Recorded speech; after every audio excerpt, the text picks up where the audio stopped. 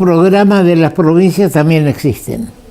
Por fin se solucionó el problema del transporte urbano. Ya hay ómnibus en la ciudad de Corrientes desde el día de ayer. Ahora yo me pregunto, ¿cómo se solucionó y por qué se demoró tanto? Se solucionó, según la información periodística, por un aporte de la un aporte de la provincia y de la ciudad y de la municipalidad de Corrientes. Si esa era la solución, ¿por qué no se solucionó antes? Si al final hubo que recurrir a fondos públicos, como son los que puede aportar la provincia o la municipalidad. Yo estoy convencido de que hay que modificar el sistema de concesión del servicio público de transporte de pasajeros en la ciudad. No sé, no tengo los antecedentes necesarios para opinar sobre el pliego de condiciones o de concesión que rige en este momento y que permitió que la empresa que presta servicios tenga estos baches. Muchísimos correntinos, capitalinos, hemos sufrido el problema derivado de este paro. Y hay quienes dicen que va a haber otro paro más. El Estado concedente, sea la municipalidad, creo que tiene que ser la municipalidad. Ahora, ¿por qué aparecen fondos también del Estado provincial? Si no era un problema que tiene que resolverlo la ciudad de Corrientes. No sé. Sería bueno una explicación del gobierno o del municipio que nos diga qué pasó. ¿Por qué tuvimos 5 días sin colectivos? La gente no pudo concurrir a su trabajo, se retrasó el movimiento, aumentó el movimiento de taxis y remises en más de un 15%. Ahora, en buena hora que tengan más trabajo los remiseros y los taxis, pero hay gente que no está en condiciones de seguir soportando el costo de un remis o de un taxi. Eso tiene que tomar el gobierno el toro por las astas, como se dice, y ver que no vuelva a pasar esto. Y si pasa y la solución es que el gobierno ponga plata, como hizo el gobierno nacional, que puso plata para que se levante el paro en todo el país, menos en Corrientes. Aclaro que no soy partidario de que se subsidie en forma indiscriminada, porque por ejemplo vemos que para la Feria del Libro hay colectivos gratis. Bueno, no, serán gratis para el que sube, pero no son gratas ni para el municipio ni para la provincia. Alguien le va a pagar a esa empresa que va a hacer gratis el tránsito del puerto a la ex-usina. Todo esto es muy confuso y sigue provocando déficit en las finanzas de la provincia y también de la ciudad de Corrientes. Ahora, el próximo domingo, ya estamos a 48 horas prácticamente, de las PASO en Santa Fe, donde hay, lo dice el diario La Nación del domingo pasado, una dura pelea que agita la interna de Juntos por el Cambio en la antesala de las PASO. En Juntos por el Cambio se estima que va a ser ganadora de las PASO y que, digamos, que de ahí va a surgir el nuevo gobernador en las elecciones generales, que va a ser de las PASO. Era lo que se estaba sintiendo hasta 48 horas atrás, hago referencia a lo del domingo 9 de julio, que hay una candidata, Carolina Lozada, que es, digamos, candidata respaldada por Patricia Bullrich, y el otro candidato es Maximiliano Pugliaró, que es apoyado por Lustó. Es decir, detrás Lustó también está Rodríguez Larreta. Ahora, no es posible, no es conveniente para Juntos por el Cambio que exista esta interna. Veíamos días pasados en la televisión a la candidata Losada, la precandidata Losada, ser demasiado dura en la interna. Yo justifico que sea dura con el conjunto de otros partidos o de otras alianzas, pero no en la interna, porque después hace unas declaraciones que si ella triunfa no va a requerir la colaboración de su adversario Pugliaró, sí digo bien. Ahora, esta elección en Santa Fe es muy importante porque Santa Fe es el tercer distrito en cantidad de habitantes, tiene 2.800.000 votantes como consecuencia de la cantidad de habitantes que tiene. Primero está la provincia de Buenos Aires con más de 13 millones de votantes. ¿Escuchó? 13 millones de votantes. Después está la provincia de Córdoba también con 2 millones y algo.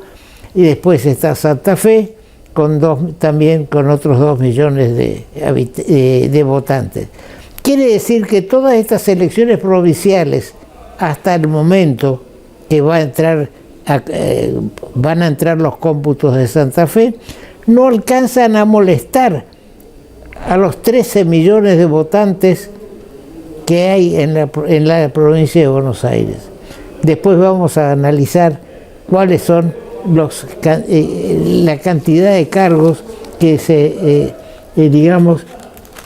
eligen en la provincia de Buenos Aires. Total de cargos a elegir: 2.855 cargos.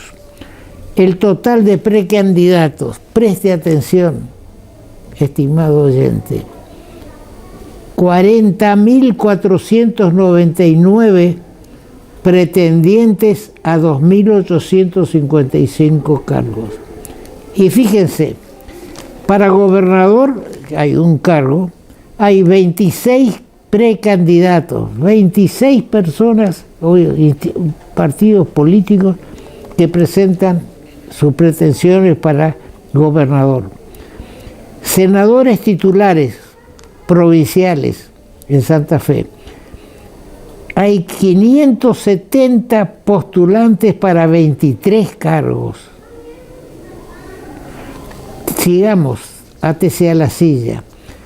Para diputados titulares, diputados provinciales, se disputan 46 bancas, 1.124 candidatos.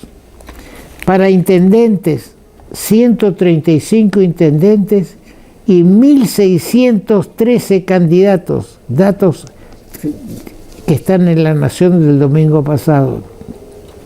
Para concejales titulares, bueno, acá ya es el máximo, no entiendo. Se disputan 1.097 concejales titulares. Átese a la silla. ¿Cuántos son los pretendientes? 15.304. 15.304 para 1.097 cargos. Después, consejeros escolares titulares, hay 5.508 pretendientes para 401 cargos. Es decir, que el total de listas en Santa Fe para las PASO es de 1.835 listas. Esto está atado con el costo que significa la impresión de boletas.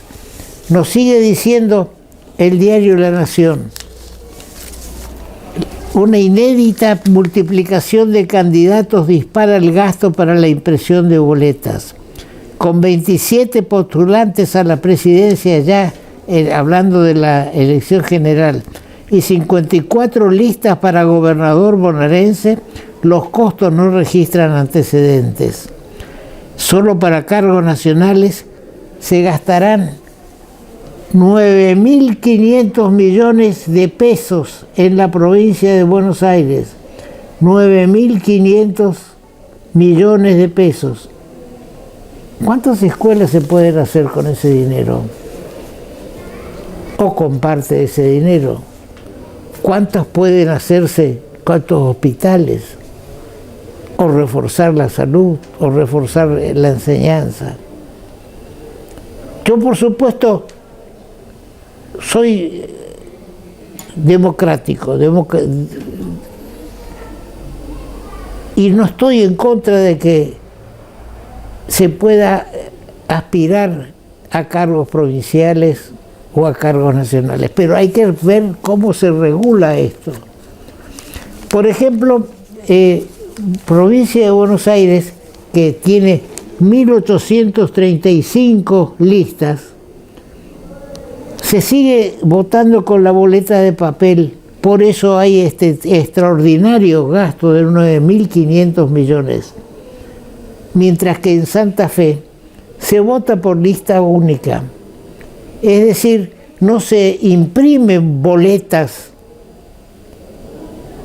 para cada partido, porque reciben un dinero del Estado para la impresión de boletas, sino que el ciudadano que va a votar el domingo en Santa Fe presenta su documento de identidad y recibe una lista en la cual está el candidato los candidatos a gobernador, están los candidatos a diputados o senadores y concejales, y no está toda la lista. Por ejemplo, suponemos que se elijan 30 diputados provinciales en Santa Fe.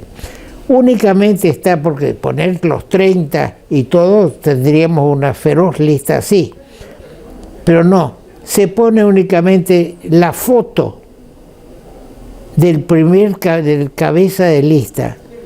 Se supone que el que vota al cabeza de lista está votando la lista entera de candidatos. Está la foto de los candidatos a gobernador, está la foto de los candidatos a cabeza de lista de cada cargo. El ciudadano recibe esa boleta única y una lapicera, una virome. Entra al cuarto oscuro o lugar de meditación y marca, viendo la foto y el nombre, cuál es el candidato que quiere para presidente, para gobernador, para diputado o lo que fuera. Es un sistema que hay que analizar. Si no, debemos hacer en Corrientes un sistema parecido. Mendoza también tiene un sistema de lista única, pero es, es automático, es decir, está en la pantalla, ni siquiera hay una impresión. Ahí está la pantalla y uno en la pantalla va eligiendo como quien va a sacar dinero de su cajero. Todo es moderno. Vamos avanzando. Cuando nuestros legisladores provinciales se van a abocar a un sistema electoral más claro y más económico. Sobre el tema vamos a hablar con el doctor Alejandro Carlen, quien se presentó a las elecciones provinciales, perdió, no fue electo candidato, porque acá no hay paso en Corrientes, no hubo paso, lo que hubo fue una elección de legisladores y de concejales. Bien, vamos a un corte. Sí, estamos presentando una nueva línea de créditos que es exclusiva para todos los docentes de la provincia de Corrientes, de todos los niveles, y también sean colegios públicos, privados o mixtos. Consiste en un préstamo para que se puedan comprar una PC o una notebook con un monto máximo de 500.000 pesos en 24 cuotas, y lo más importante es que es a tasa cero, es decir, no tiene ningún tipo de interés ni costo, es decir, devuelven exactamente el mismo monto que ellos solicitan. El 13 de agosto se hacen en todo el país las PASO nacionales.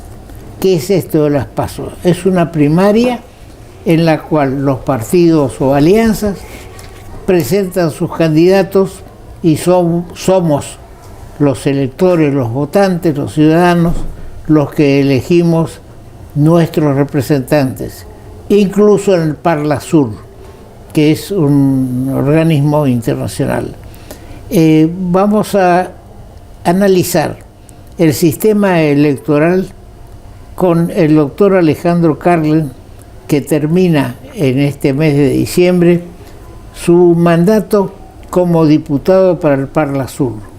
Veremos, se presentó en la lista de legisladores provinciales que hubo acá en Corrientes, y queremos cambiar ideas sobre el sistema electoral correntino. La audiencia sabe que yo estoy en contra de ese sistema de hacer grandes listas sábanas donde prácticamente no hay oportunidad de elegir, sino directamente son los partidos los que resuelven y las alianzas los que resuelven quiénes son los candidatos, porque acá en Corrientes no hay paso. Nosotros no estamos adheridos a la ley nacional. Bienvenido, Alejandro, una vez más. Yo quiero expresarte mi satisfacción por tu actuación en la política correntina, y sobre todo que estuviste con Ganemos Corrientes presentándote en una lucha democrática, que la cual todos sabemos que se gana o que se pierde, pero queremos ganar o perder en buena ley. Así es decir, ese es un tema, y para eso el sistema electoral es fundamental. ¿Qué podés decirnos? ¿Cuál es tu opinión, tu experiencia de la ley electoral que tenemos en la provincia? Yo creo que una de las grandes crisis que tiene la provincia de Corrientes es su sistema electoral. Una de las cosas que le hace poco seria, digamos, el sistema electoral, sin ninguna duda, ¿no? Nosotros tenemos en nuestra provincia un sistema electoral donde la cantidad de partidos que uno necesita para participar en igualdad de condiciones es totalmente desigual y antidemocrática. ¿Por qué antidemocrática? Porque no hay igualdad de condiciones para la participación. La ley nacional electoral que Corrientes no se adhirió permitiría normalizar esa situación, porque fíjese el caso mío. Yo presenté 3 partidos, me presenté por 3 partidos, otro frente se presentó por 35 partidos, otro con 21 partidos. O sea que si uno no tiene, y yo entré a votar y no encontraba mi boleta, estaban todos los periodistas en la puerta y me decían, ¿por qué tardaste tanto? No encontraba la boleta mía. Y eso tenía 3 boletas. Después encontré. Pero la verdad es que la gente, la sociedad de Corrientes en general, se encuentra con un avasallamiento a su tiempo, a su razonabilidad, porque cuando encuentras 55 boletas y éramos solamente 4 candidatos, sí, y se encuentra con todo eso, es realmente una cosa que no tiene sentido. Por varias cosas, por varias razones. Primero, no tiene sentido porque no es práctico, no es democrático, no es justo, no es, es desigual, y también confuso, tramposo. Así que creo que es un sistema que hay que cambiar, sin duda. Yo le propuse a la Junta Electoral que cada frente electoral tengamos un espacio en el cuarto oscuro, o sea, en el aula, cuando uno entra, que los radicales tengan un cartel, inclusive un afiche, si quieren, de ellos ahí atrás, con todas sus boletas, con sus 35 boletas juntas. El peronismo tenía, el Frente de Todos tenía 21 boletas, que tengan 21 boletas todas juntas y unificadas y atrás un cartel, y nosotros con 3 en otro lugar, que cada uno tengamos un espacio adentro de la...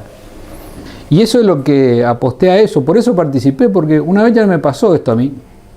Con Ángel Rodríguez habíamos hecho una situación así, parecía que el peronismo estaba acéfalo y tuvimos que hacer 3 frentes electorales, 4 frentes. Y si hoy usted no tiene mínimo 10 boletas en el cuarto oscuro, y no es competitivo. A mí las encuestas me daban muy bien, me daban 12 puntos, 15 puntos, tendría que haber andado en eso. O vamos a suponer un poco menos, 8 o 9 puntos, pero donde yo tuve fiscales saqué 8%. Después está ese tema también. Tener fiscal en 3.000 mesas tiene un costo, porque hay que darle de comer al fiscal, hay que darle los recursos, la gente por ahí. Yo conseguí 1.200 compañeros, amigos que fueron solidariamente, hicieron de fiscal. Yo no tenía recursos, yo al no ser de la lista oficial nacional o provincial, los recursos, cada fiscal costaba 15.000 pesos. 3.000 fiscales son 45 millones de pesos de fiscales. ¿Qué pasó? Donde yo no tenía fiscales, saqué 8%. Donde tenía fiscales, saqué el 8% en Bellavista, por ejemplo. Tenía el 100%, se votaban muy bien. Ahora, donde yo no tuve, saqué 0. O sea, los 3 partidos tenían en el casillero 0. Eso es imposible que pase, salvo que haya algún acuerdo entre los dos caras de frente, que tu boleta o no te anotan. Antes pasaba eso, pero ahora resulta que el presidente del Superior Tribunal Electoral de la provincia detecta que el centro de cómputo, un sistema que había contratado el gobierno para transparentar la elección, qué sé yo, con el sistema de inteligencia artificial, detectó que había una falla en las planillas. Entonces él manda y pide un informe oficialmente, que esas planillas, que se haga un estudio completo de las 3.000 mesas. 2.000 son en realidad 2.778 mesas. Redondeando, 3.000 mesas más o menos, ¿no? Entonces, ¿qué le dice el centro de cómputo? Que en 390 urnas había 74.000 votos no consignados. 74.000. Porque ¿cuál era la situación? Cuando uno cierra la urna, cierra el escrutinio, ¿qué hace? Lo primero que hace el presidente de mesa, cuenta en el padrón cuántos votaron. ¿Votaron 200? Listo, 200 votantes. Abre la urna, saca los sobres, cuenta los sobres. 200 sobres, 200 votantes, hasta ahí vamos bien. ¿Qué pasaba acá? En la planilla venían 200 votantes, 200 sobres, 175 votos, 185, 190. O sea, faltaban 10, 15 votos, 25 votos en cada planilla. Así sumado, 390, faltaban 74.000 votos que había que otorgarle a alguien.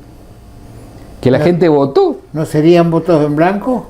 No, porque el blanco estaba consignado. Decía blanco 25, nulo 15, porque pusieron un papel de diario. Estaban consignados. Eran votos, pero casualmente en esos partidos, yo saco 0.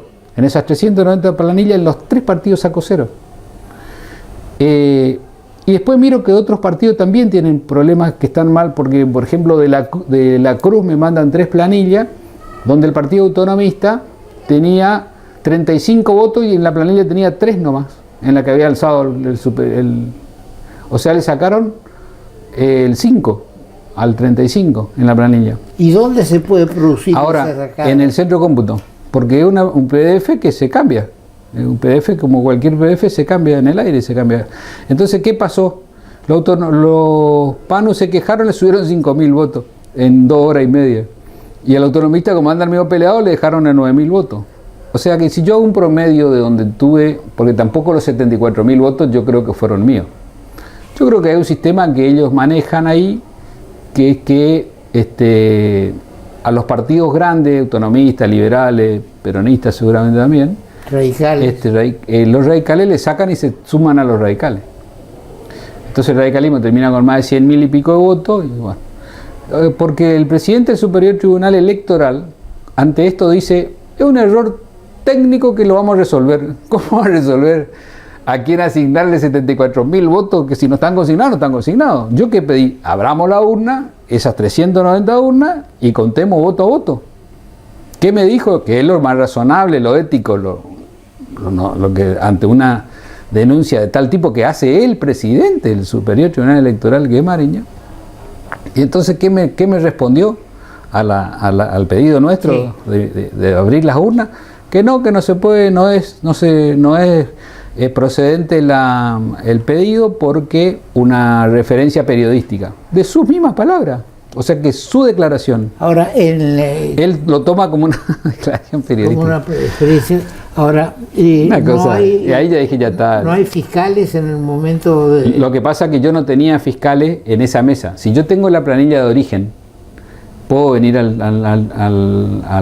tribunal electoral acá cuando se hace el escrutinio definitivo y pedir que se abra la urna si no coincide la planilla que tengo yo con la planilla que viene del centro de cómputo.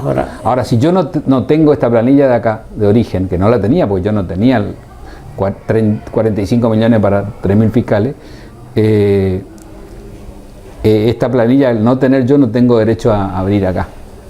O sea, un sistema totalmente perverso, tramposo, que hace lo que quieren. O sea, la gente, 74.000 correntinos en esta elección votaron y después el que decidió a quién le daban esos votos fue el presidente del Superior del Tribunal Electoral. Ahora, así de simple. En Goya se abrió una urna después de que el 84 votos recuperó el peronismo ahí y le dan en la concejalía que decían que había 2 votos de diferencia. Sí. Y yo en esas que se contaron en ese 54, en esas 50 urnas recuperé 176. Es decir que cabe la... O sea, ahí está la prueba más contundente. Cabe la duda sobre el total de votos que se le asignó a cada partido, sin ninguna duda, público a cada partido. Sin ninguna duda, porque el problema es que lo que debería transparentar, que es el que antes se hacía, yo me acuerdo, yo milité toda la vida, no, usted me conoce, criatura, muchas veces fui fiscal por mi partido ahí adentro de la legislatura y se abrían las urnas, se contaban los votos, donde había una diferencia, donde había alguna cosa que no estaba bien, se contaban los votos. Y en este caso no permite, ni siquiera traen más la urna a la legislatura, ahí al recinto de la legislatura. Si se pide, se van a buscar. Si resuelven abrir, se van a buscar. Hay un viejo cuento del bicho canasto, que fue... ahora es por sistema el bicho canasto. Claro, se metían canastos grandes con urnas en el recinto de la legislatura para el conteo, para el control.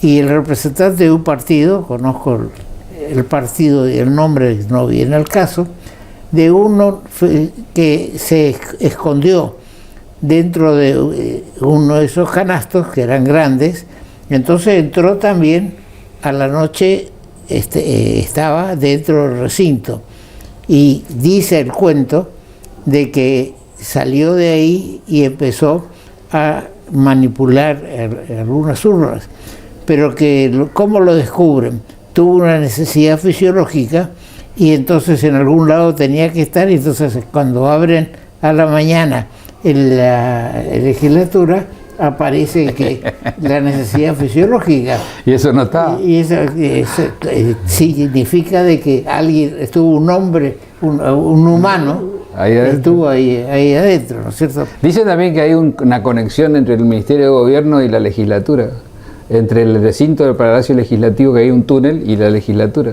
Es posible. Bien, ahora, ¿qué opinás de la lista única que rige en Santa Fe y en Mendoza? Yo creo que el sistema electoral está claro. Argentina, Corrientes, tiene que avanzar hacia la Ley Nacional Electoral, que son las PASO que hay que hacer. Ahí se eliminaría todos los 50 partidos, y quedan solamente, habría 4 boletas con foto para que la gente vea también a quién le vota, le identifique. Un sistema muy bueno que sin duda se puede perfeccionar, no tengo duda, pero que, bueno, ese caso de Santa Fe, el caso de Salta también. A mí me gusta el sistema paraguayo. El sistema paraguayo, más allá que es también electrónico, usted tiene los candidatos del partido, ¿no? Vamos a suponer del Partido Justicialista. Se eligen 15 diputados, bueno, 15 diputados. Uniski primero, Carles segundo, Cabral tercero, así. Bueno, usted cuando entra a votar, puede votar por el segundo, por el tercero, por el quinto o por el 15. Y si yo, que fui número 15, saqué más que usted que estaba primero, soy yo el primero cuando termina la elección de ese frente electoral. Claro. En Santa Fe... ¿Me explico? Sí. Entonces usted marca con una cruz y dice, no, me gusta Romero, que va a 15. Listo, va el Romero 15 por diputado por el Partido Socialista. Claro. Si Romero suma más que Uniski o que Carles, va Romero de candidato. Sí, en Santa Fe, yo estuve hablando ese sistema a mí me gusta. Con gente amiga, eligen muchos diputados provinciales en esta elección del domingo, este domingo, y figura únicamente la foto del cabeza de lista. Lo demás se da por sentado que la gente sabe quiénes son los otros. También pasa con el candidato a gobernador, que hay muchas, hay 3 o 4 listas, y en provincia de Buenos Aires hay muchísimos, hay creo que 13 o 15 sí, candidatos a gobernador. 15. Ahora, yo no, y una cantidad tremenda de concejales y de, digamos, y candidatos a intendentes y demás. Sí. Es decir que en Mendoza el sistema es electrónico, parecido al de Santa Fe, pero electrónico, entonces uno aprieta ¿marca? Un botón, marca. En Santa Fe... Y se imprime. Claro. Se imprime, y eso que se imprime se pone en un sobre y va a la urna. Claro. No hay distribución, uno no puede boletear, porque en Santa Fe la planilla de lista única le entregan en el momento que uno da su documento, le entregan la planilla y entonces uno va con la planilla a votar y devuelve la planilla. Si usted quiere tener una planilla antes, no se puede, es directamente, lo cual significa un gran ahorro, porque hay, en estos momentos son muchísimos millones en papel de pesos la impresión de boletas. Yo tuve que vender un vehículo para poder completar, para pagar la boleta del frente. Sí. La verdad que cuesta una fortuna, y a su vez las boletas de papel que después se tiran, porque fíjese el caso de Corrientes, 55 por cada voto, y ahí nomás ya se tiran 55 boletas. Se tira una cantidad de boletas que si no tiene sentido, antiecológico. En el mundo vamos hacia la digitalización en todo por el tema de la ecología también. O sea, la verdad, el sistema de Corrientes es lo más obsoleto que hay y vergonzante, vergonzoso, porque la gente tiene que tener claridad, tiene que tener, cuando va a emitir el voto, sentirse feliz por quien vota y sentirse que encontró su candidato y que ese candidato le genera una esperanza cuando vota.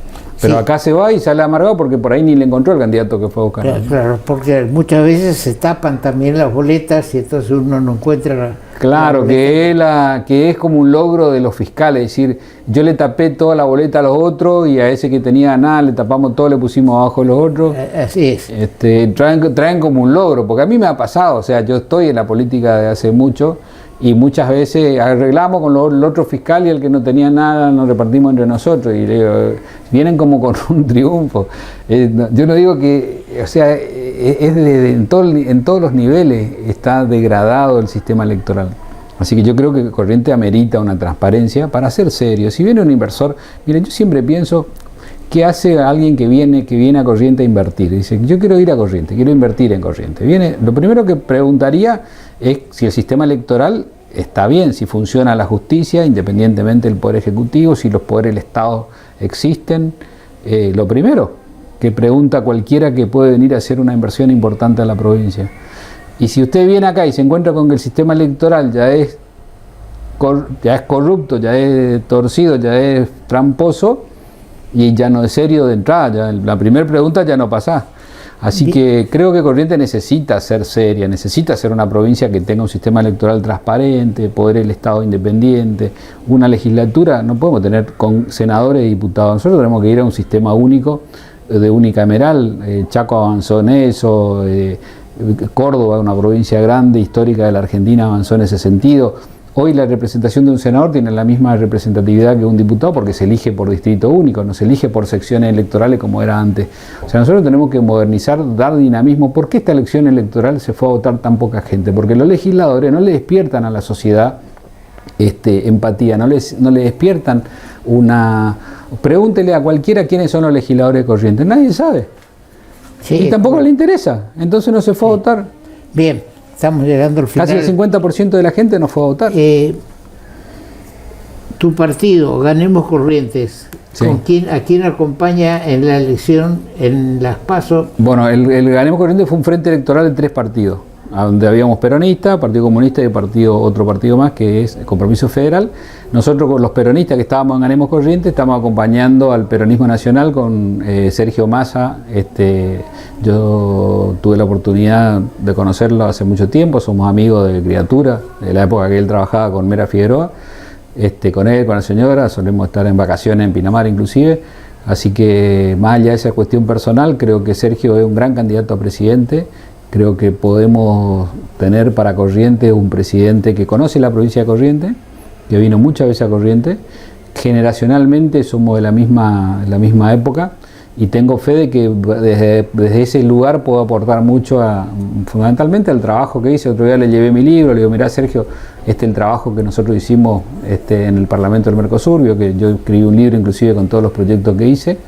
Y bueno, y estuvimos charlando un rato con su equipo, armamos el foro del transporte el año pasado en el Congreso de la Nación, que fue muy positivo, con Juliano, que es ahora ministro, en ese momento era subsecretario, y tengo fe de que Sergio puede ser un presidente que le dé a la provincia de Corrientes una oportunidad que hace mucho estamos esperando, fundamentalmente por la visión estratégica que él tiene en las cuestiones de integración regional, donde él apuesta mucho, inclusive como ministro de Economía, a la multilateralidad en lo que hace las relaciones internacionales, y eso le da a la Argentina y a Corrientes una oportunidad donde nuestra región es la zona donde mayor potencial hay para ese tipo de trabajo, ¿no? Bien, muchas gracias, Alejandro. Gracias, doctora, a usted, y bueno, espero que sigamos aportando a la sociedad. Gracias a usted por darnos esta oportunidad, lo que hacemos política, de llevar una propuesta fundamentalmente para ir mejorando nuestras instituciones, mejorando lo que queremos todos, ¿no? Que nuestra provincia cada día sea mejor. Bien. Gracias. Vamos a un corte. Ahora comunicarte con la MUNI es más fácil. Llama al 147. Sumamos una nueva línea de atención telefónica directa y gratuita las 24 horas. Podés realizar todo tipo de reclamos sobre servicios municipales, consultas, asesoramiento de gestiones y trámites. También podés requerir info de eventos, turismo y más. Hola, somos el Servicio de Atención Ciudadana de la Municipalidad de Corrientes. ¿En qué te podemos ayudar? Línea 147. Estamos cerca tuyo, Municipalidad de Corrientes. Hay muchos índices que se dan en el país, el índice de la inflación, cómo varía la cotización del dólar, pero hay pocos trascendencias sobre el índice de calidad de vida, es decir, no hay una expresión que pueda decir dónde se vive mejor o dónde estamos, o cómo, sobre todo en nuestra provincia y en el nordeste. Por eso el doctor Aníbal Tosetti es nuestro invitado de hoy para hablar de este tema de la calidad de vida en Corrientes y en el nordeste. Bienvenido, Aníbal. Gracias, Horacio, ¿cómo estás? Bien, te escuchamos. ¿Cómo estás? Sí, el índice de la calidad de vida, hasta hace no mucho tiempo, algunas décadas atrás, era solamente en el aspecto de la salud. Es decir, una persona que no tenía mayores enfermedades se consideraba como que tenía una buena calidad de vida porque era sano, como decimos vulgarmente, ¿no? O por lo menos sin mayores problemas. Y se consideraba más la salud física que la mental o la emocional. Con el correr de los años, distintos institutos empezaron a estudiar distintas facetas de lo que podría llamarse índice de la calidad de vida. Si bien el CONICET también tiene algunas direcciones, algunos estamentos que estudian esta cuestión, algunos privados sobre todo son los que llevan la delantera en este sentido. Y han dividido, por ejemplo, uno de los más conocidos sobre el índice de la calidad de vida, que es del año 2021-2022, establece aspectos socioeconómicos. Dentro del aspecto socioeconómico hay 3 subítems que tienen que ver con la salud, con la educación y la vivienda. Con respecto a la salud, esto que dijimos, la ausencia de enfermedad, la perspectiva de vida, es decir, la esperanza de vida que ha aumentado mucho en las últimas décadas. Fíjate vos de que antes, por una cuestión cultural también, en el siglo, por ejemplo, en el principio del siglo XIX, 100 años, es decir, un siglo, eran cuatro generaciones. ¿Por qué? Porque la gente se casaba muy joven, tenía hijos muy joven y morían muy jóvenes. Y morían muy jóvenes. Luego en el siglo XX, al principio, ya hablábamos de 3 generaciones en un siglo, porque la gente ya empezó a casarse más tarde, a tener hijos todavía más tarde, y así sucesivamente hace de que el hecho de que viva más tiempo también genera de que la gente disfrute más de otros aspectos y no solamente de la familia propiamente dicho. Hoy día la gente establece pareja hasta después de los 30 años e hijos prácticamente cerca de los 40 años. La salud mental también tiene un factor importante, el aspecto emocional, el hecho de que mucha gente perciba, porque en esto del índice de la calidad de vida tiene que ver mucho la percepción, cómo uno se siente. Tiene que ver con la esperanza, tiene que ver con las ilusiones, tiene que ver con las perspectivas. Sí. Más allá de que tenga un buen traje, tenga una linda casa, pero si no tengo esperanza, no tengo ilusiones, o pienso que todo va a ir mal, difícilmente tengo una buena calidad de vida, por más que tenga un auto último modelo, por ejemplo, ¿no? De las 3 generaciones que hacías referencia para el siglo XXI, tengo una hermana que vive en Buenos Aires, que ha cumplido ya 99 años y está perfecta, es decir, cocina en su casa, recibe a gente y demás. Y también, digamos, estoy yo con 90 años y tengo otro hermano intermedio que tiene 93. Ajá. Es decir, que se ha extendido felizmente. Sí, se ha extendido. Y lo importante en todo esto, y vos sos una prueba elocuente, doy fe de ello, es la calidad de vida. Porque no tiene sentido muchas veces decir, tengo 90 años y una calidad de vida paupérrima, ¿no? En el sentido que no puedas moverte, no puedas hacer esto, no puedas hacer lo otro, que necesite la ayuda de terceros hasta para lo mínimo, ¿no? El hecho de que te desenvuelvas y de que estés mentalmente lozano hace de que, evidentemente, lo que decís ratifica lo que estamos hablando en ese sentido. Así que, y con respecto a la educación, allá por los años 50, 60, la perspectiva era terminar el primario. Luego, 20, 30 años después, era ya terminar el secundario. Hoy día ya tenemos que hablar que para que alguien tenga buena calidad de vida, tiene que haber terminado o un terciario o un universitario. Y se considera que en los próximos años ya tendrá que ver con los posgrados. Es decir, no va a bastar un título universitario, sino también hacer doctorados, algunas magíster en forma especial, ¿no? Para comparar, para decir que en la educación se ha avanzado. Y con respecto a la vivienda, también tiene que ver no solamente el lujo, la estética de la vivienda, sino sobre todo lo más básico, si tiene cloacas, si tiene agua corriente, la cantidad de dormitorios está relacionado con la cantidad de hijos, por supuesto. Claro, porque cómo está compuesta la familia. Exacto, cómo está compuesta la familia se considera que es una vivienda digna o no. Porque si viven todos hacinados en un solo galpón, por supuesto que la misma va a ser calificada con baja puntuación. Sí, hoy en día para poder obtener un buen empleo o un buen trabajo se requiere un título universitario o terciario.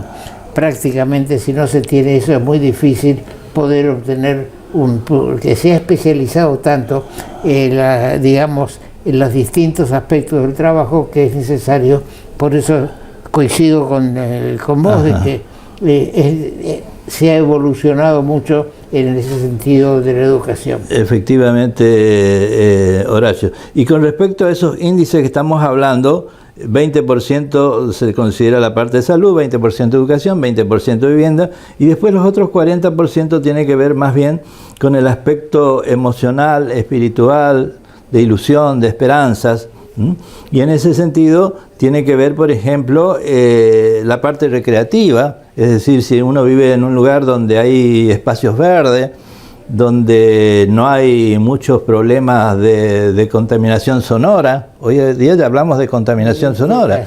Aquellas ciudades que son mejor calificadas son las que reina el silencio prácticamente, donde no hay bocinazo, no hay gritos, no hay música estentórea, es decir, donde hay un respeto total hacia el próximo para que eso no interfiera en ese sentido, ¿no?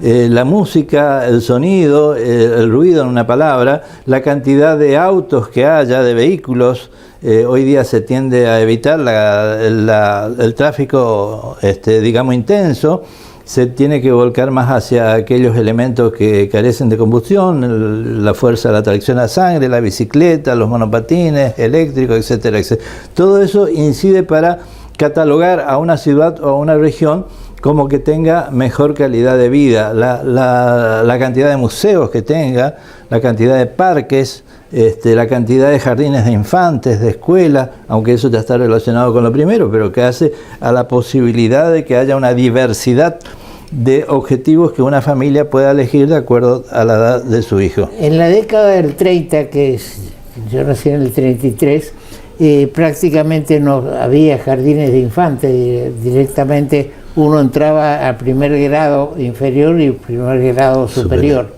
Entonces era distinta importancia se daba a eso que es muy importante, que es digamos, el jardín de infantes, que es donde el niño a los 3, 4 años empieza a tomar contacto con la educación. La sociabilización, ¿no? Sí, así es. Todo esto hace, Horacio, de que el índice de calidad de vida que hacen algunos estudiosos del tema divida a la Argentina también de acuerdo a la región.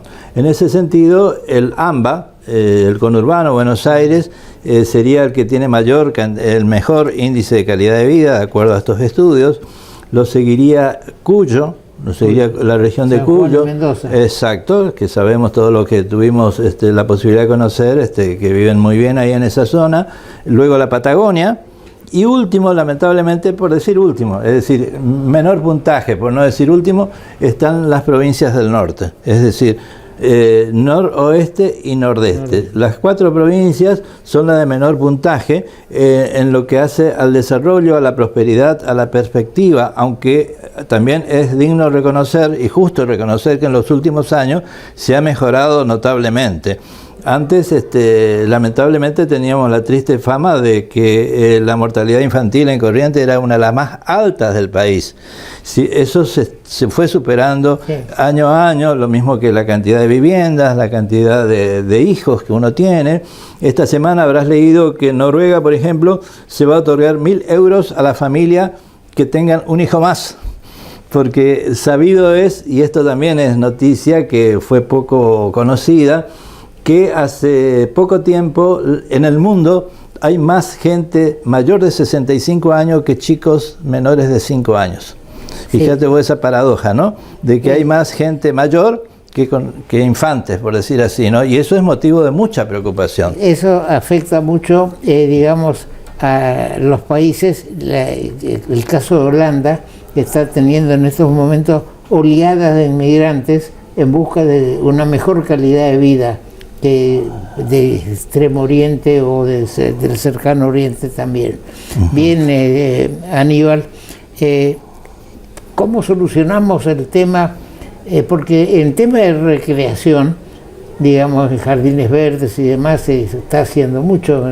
Se está haciendo, hay que reconocer que se está haciendo. Y la planificación es importante. Es decir, antes uno iba y compraba un terreno en cualquier lugar y iba y instalaba su casa sin ninguna perspectiva de futuro. Hoy día sabido es que hay que dejar la cantidad de metros necesarios para que ahí cruce no solamente una calle angosta, sino la posibilidad de una avenida, un bulevar, como también cada tantas manzanas dejar libre para que haya espacios verdes, no solamente plazas, sino también adelante y detrás de cada vivienda. Antes era una pegada a la otra, ahora hay que dejar por lo menos 3 o 4 metros en algunos barrios que ya están siendo planificados, y en ese sentido hay que reconocer de que las autoridades están trabajando en eso. Por supuesto, hemos no se ha hecho nada durante tanto tiempo que llegar... Que resalta... Exacto, que resalta, o sea, llegar a lo que es en otros países o en lugares más adelantados en ese sentido de la propia Argentina, va a costar todavía unos cuantos años, ¿no? Pero lo importante es que se haya empezado. Así es, ahora tenemos en estos días la Feria del Libro, también se está por construir, donde estaba el Banco de Corrientes, un museo de arte moderno y contemporáneo, es decir, que parece que hay un renacer de la cultura, de la actividad cultural.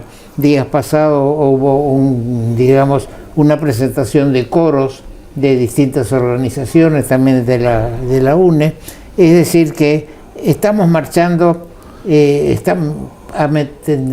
una marcha tendiente a mejorar la calidad de vida, pero lo que sí tenemos que resaltar que es necesaria la base de la educación primaria y secundaria para poder que esto tenga sentido, porque a lo mejor hacer un museo de arte contemporáneo y demás, si no hemos hecho la base de quien se interese en estos temas, así la es. cosa no resulta. Dijiste lo más importante del reportaje. De nada vale todo esto, nada vale esta ciencia del libro, traer la mejor orquesta sinfónica del mundo si nadie va al teatro, y no va al teatro porque no entiende. No entiende, no lo sabe, no fue educado, no tiene esa cultura por la música clásica que existía antes.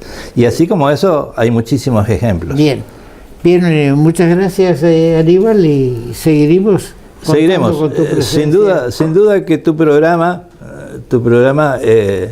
suma de todo esto que estamos hablando, ¿no? De que aumenta el índice de calidad de la vida.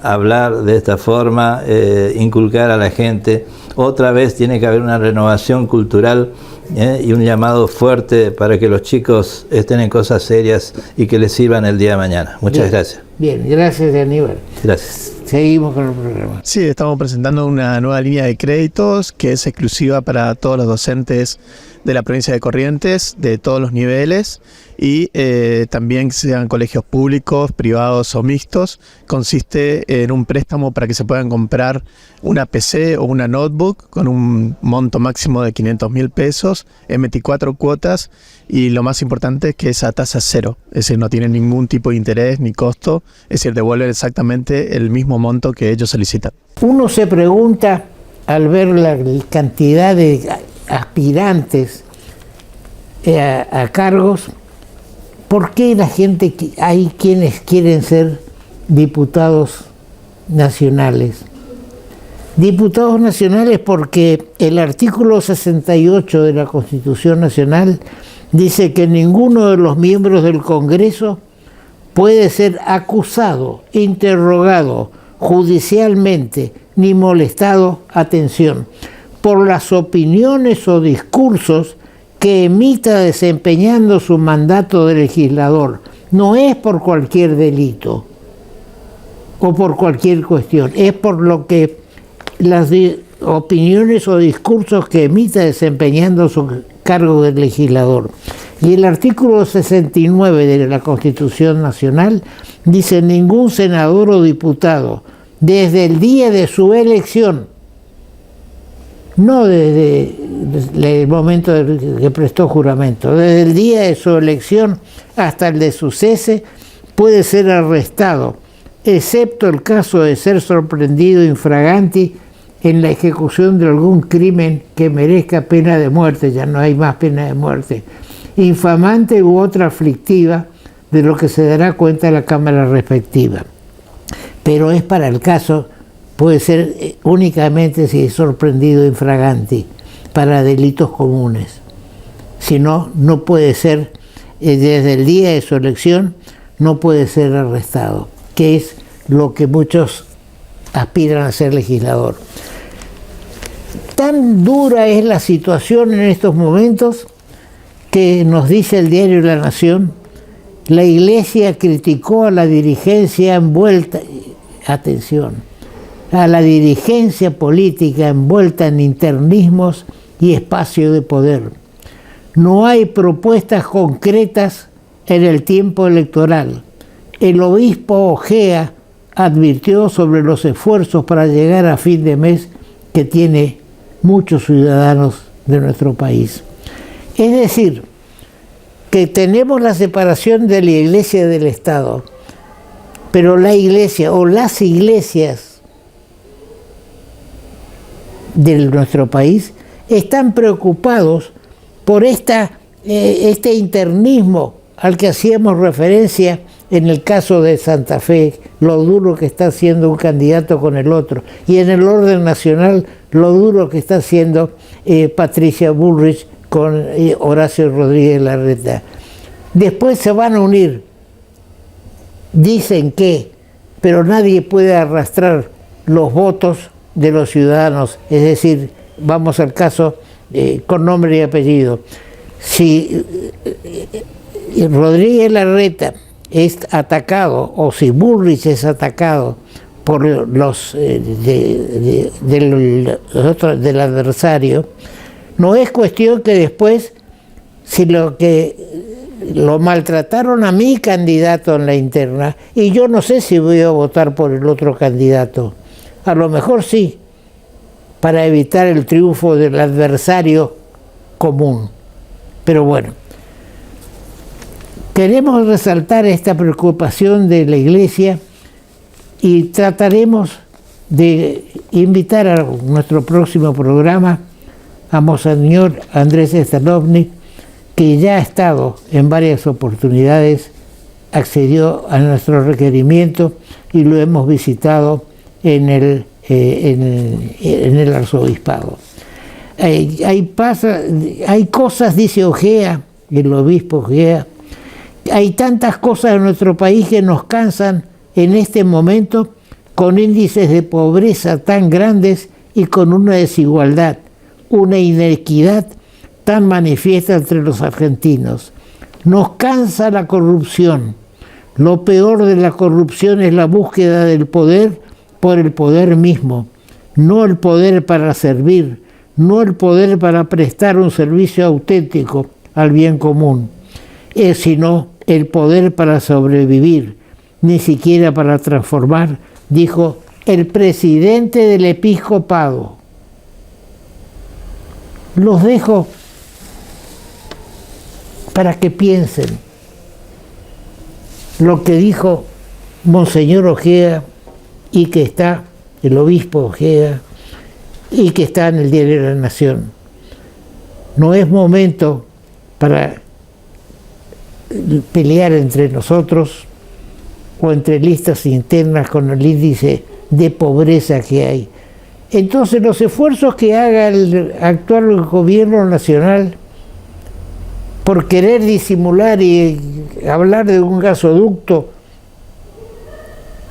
que tiene muchos padres y pocos resultados, porque cuando muestran que abren el supuesto paso del gas, no había gas para pasar. Es decir, que ese gasoducto no está realmente en funcionamiento. Recién lo estará dentro de 30, 60 o 90 días. Es decir, que vivimos una ficción de obras públicas anunciadas y de situaciones que se anuncian. Y se olvida de la opinión de la Iglesia. Sabido es que yo no soy católico, que yo soy judío, pero admiro la valentía de la Iglesia, la Iglesia católica, del episcopado, de tomar posición. Acá no se toma posición por ningún partido político. Se está analizando en esta declaración, que ustedes lo van a tener en pantalla también, que se está analizando la situación que vive en este momento el país. Y cuando esperamos que cualquiera de los candidatos, ya sea Massa, ya sea Patricia, ya sea Horacio Rodríguez Larreta o cualquier otro, que nos muestren un plan, que nos digan cómo vamos a salir. No empezar con torpeza de decir que vamos a hacer un aeropuerto en Goya y atraer turistas, que vamos a hacer el segundo puente. ¿Cuántas veces ya se ha dicho lo del segundo puente y no pasa nada? De esta forma terminamos con nuestro programa. Tenemos esperanza de que el país salga adelante. Y dentro de eso estamos en el Rotary Club Corrientes Sur analizando una convocatoria de los intendentes de Goya, de Reconquista, los Rotary Club de ambas ciudades, para hacer un frente común en busca de la realización del puente Goya Reconquista. En su momento los vamos a invitar que nos acompañen en esta gesta. Será hasta nuestro próximo programa.